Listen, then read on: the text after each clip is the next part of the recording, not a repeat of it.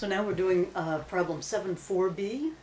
This is probably a little bit more than I would ask you to do on an exam, but this is how a bank statement ends up really getting done. So if you're planning to work and have to do bank statements, it's good to know this stuff. So we set up our basic template, but you need your book for this problem, and you may want what I've printed out. You have to look at the book, and you'll notice on the first page of the problem, it gives you the bank reconciliation from last month.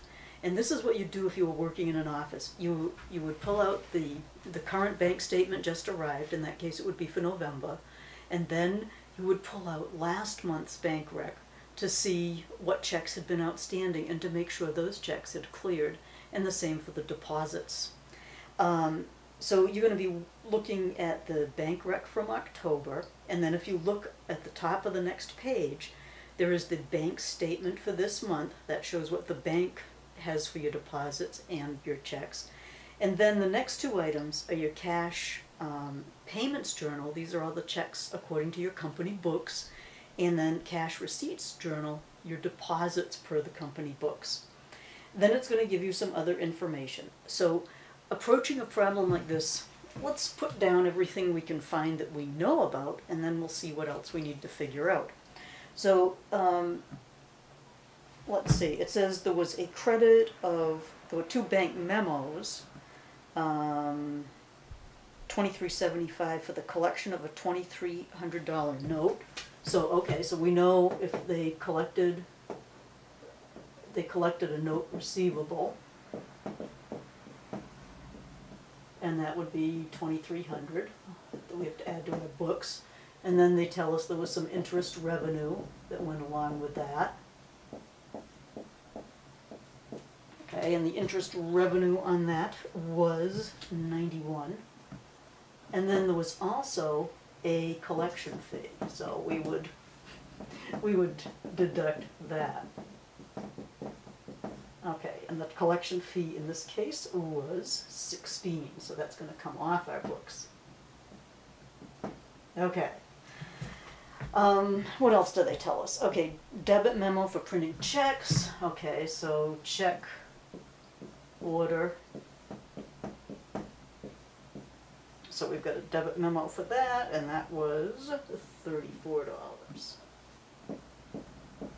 So that's what we see so far in the problem. Then it says the November cash balance per books was $5,958. Oh, that comes in handy. Okay, so $5,958. And the cash balance per bank was $9,100. Okay, $9,100. But then it says 2 errors were made. The bank didn't make any errors, but 2 errors were made by Phillips Company. So we've basically got everything we need here. We've got the balance per bank. This is all the sort of normal information that we have here. And so we could do a total on that, and I think we would get 8,299. Okay. But then there's this little thing here. They don't give us any deposits in transit, and they don't give us any checks outstanding. So these we have to figure out for ourselves. And so how do we do this? How do we do this? Well, the first thing that you're going to have to do is to compare the deposits. Let's start with the deposits. We're going to compare the deposits listed on the bank statement with those listed on the cash receipts journal and see if there's any missing. Okay, so if you look at the bank statement, they list a deposit of $842. Oh, well, that's not listed on a cash receipts journal, but that was at the beginning of the month. That may have been a deposit from last month that got recorded, that made it to the bank this month. We look back, and sure enough, on the bank reconciliation from October, that $842 was a deposit outstanding from October, and it came in right at the beginning of November to the bank. So that's okay. So in a typical office situation, you check back and say, yeah, that did clear. Okay. Then we look down at the rest of them, and we see the deposit of $666 on the bank statement, and $666 was on the cash receipts journal. And we would go down that whole list, and we would see when we got to the end, the last deposit listed on the bank statement is $652. And so that means that that 11/30 deposit, we put it on our books, but it didn't get to the bank in time to be on the bank statement. So that 2,541 would be our deposit in transit for the end of November. So we would go deposits in transit, because our books know about that, but the bank doesn't. So we have to make that adjustment. So that would be the 2,541. Okay, so now we're going to deduct our checks outstanding. And they don't give us those, so we have to figure those out using a similar procedure. And this is what you would actually have to do.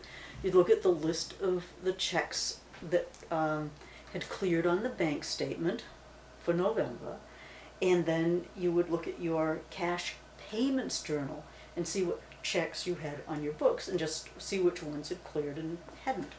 So if we look at the bank statement, you've got check number 2470 for $396, and that's not on our November books, but look back to the October bank reconciliation.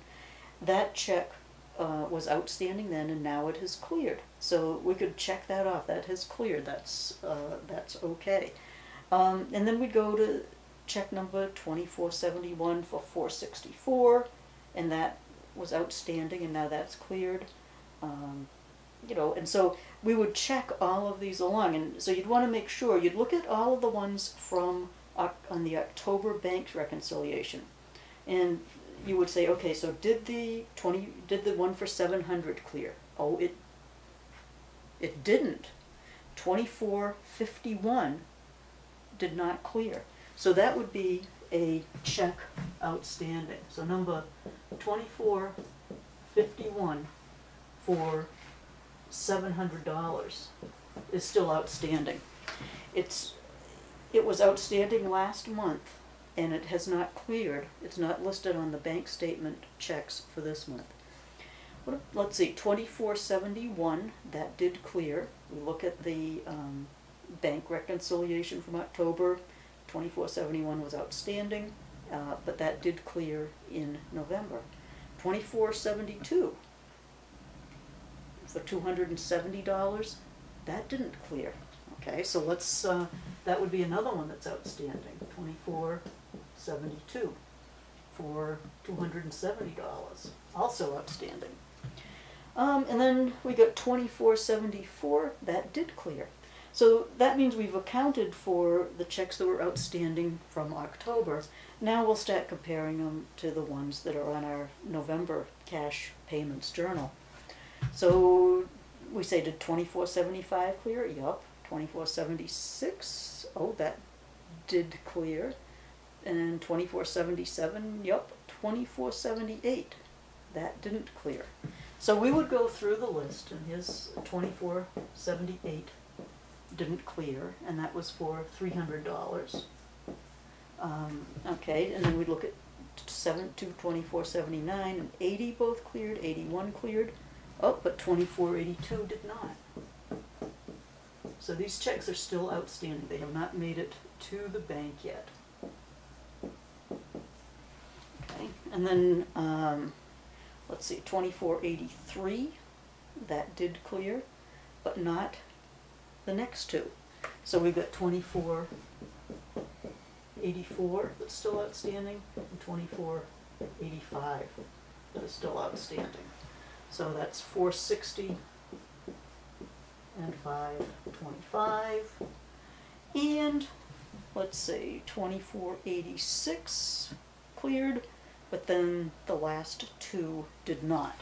So we got 2487, 2488.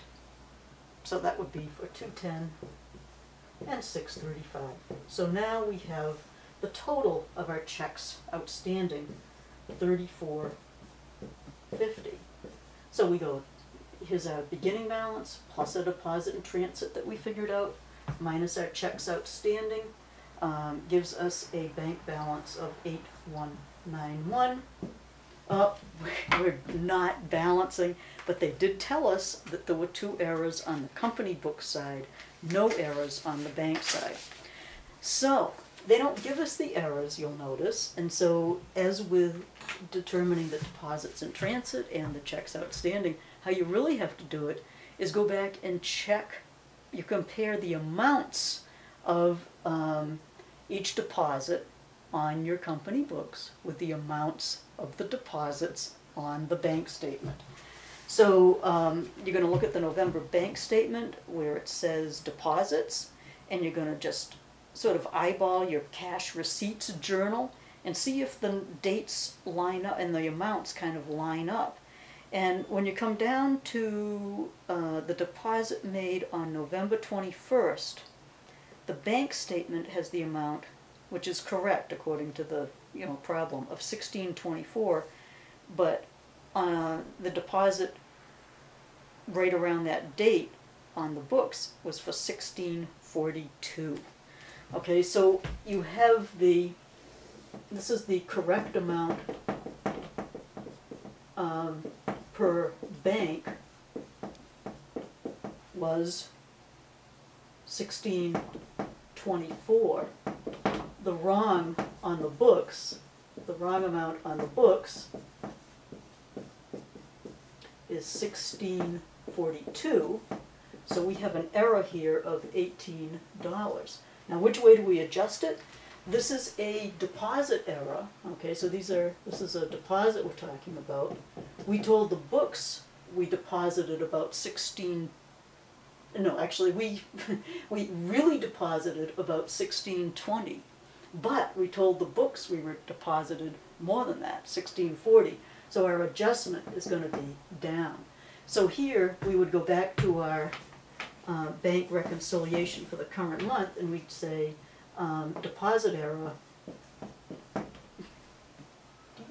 deposit error on 11/21, and so we would make that $18 adjustment down. Okay, we'd have to do the same thing with the checks. We'd compare the checks listed on the November bank statement with our cash payments journal and see if there were any around the same date that were in error. And so you could go through, I'm not going to take up the time here, it takes too long to upload these things, but if you look at check number, this is a check error, if you look at check number 2479, you'll see that it's correct on the bank statement.